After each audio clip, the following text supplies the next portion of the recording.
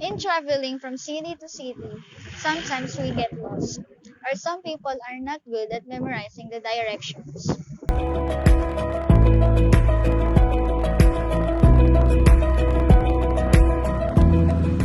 This video will talk about on how to use Google Maps with application of the traveling salesman problem, which will find the most cost-efficient path across multiple destinations.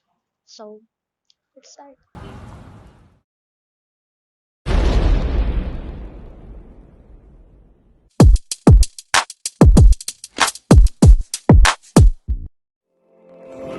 We, as to have this concern when going to university, traffic can also be hindered us from making our way to our destination fast, and it increases the time that we spend in the road. That's why Google Maps will be a big help in determining multiple roads and to find the best way that has minimum cost of time or distance.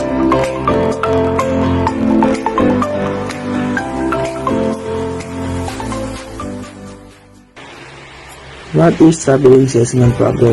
Traveling salesman's problem was first posed in 1930, but mathematically introduced in the 18th by W.R. Hamilton, the Irish mathematician, and Thomas Kirkman, the English mathematician. It is the most highly concentrated when it comes to studying problems in optimization, and its origin remains unclear. It is a classic problem in mathematics, operations, research, and optimization. The original problem involves a traveling salesman who needs to visit several different cities. The traveling salesman problem. Starting from city 1, the salesman must travel to all cities once before returning home. The distance between each city is given and is assumed to be the same in the book directions. Only in the link shown are to be used. The objective: minimize the total distance to be traveled. Google Map is a navigation or a mapping app in computers or smartphones. It provides us an area view, satellite view, and most importantly, street view. It is used to provide us direction turn by turn until we reach our destination.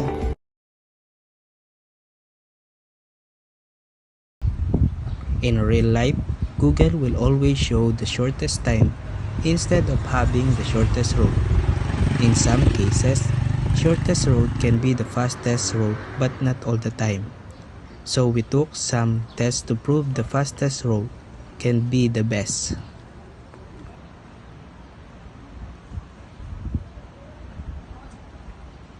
So, first, the origin point is from SM Marilao, where I will take UV to get there to my destination. Then, go to NLEX Marilao toll gate to pass NLEX. Next, what I'm going to do is mark all the places that I'm passing through. Bukawe, Balagtas, Tabang Exit, then end up at BSU. As we can see here, we notice that the route spends 40 minutes, and we will check its distance. So, it takes 21.27 kilometer. Next, we will go back to the origin point with a different route. Earlier, I used to go to my destination through NLEX. So, now, I will try to use different route where I will go through MacArthur Highway. So, from BSU, I will go to Tabang, Giginto, then next is Balagtas, Bukawe, and end up at the origin, which is SM Marilao. So again, we will see if how many hours or minutes it took from BSU to SM Marilao through MacArthur Highway. We will use another tab for this.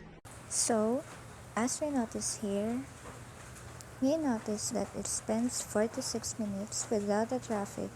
So it means that it depends on how heavy the traffic is. Then, we determine its distance. And the distance is 19.88 kilometer. As we compare the two different routes, we will notice that the route A has 40 minutes to take and the route B has 46 minutes to take. but Route A has a distance of 21.27 kilometers and Route B has a distance of 19.88 kilometers. So, finding the fastest route is easy, and we conclude that Route A has the fastest way to go, though it has a greater distance than Route B.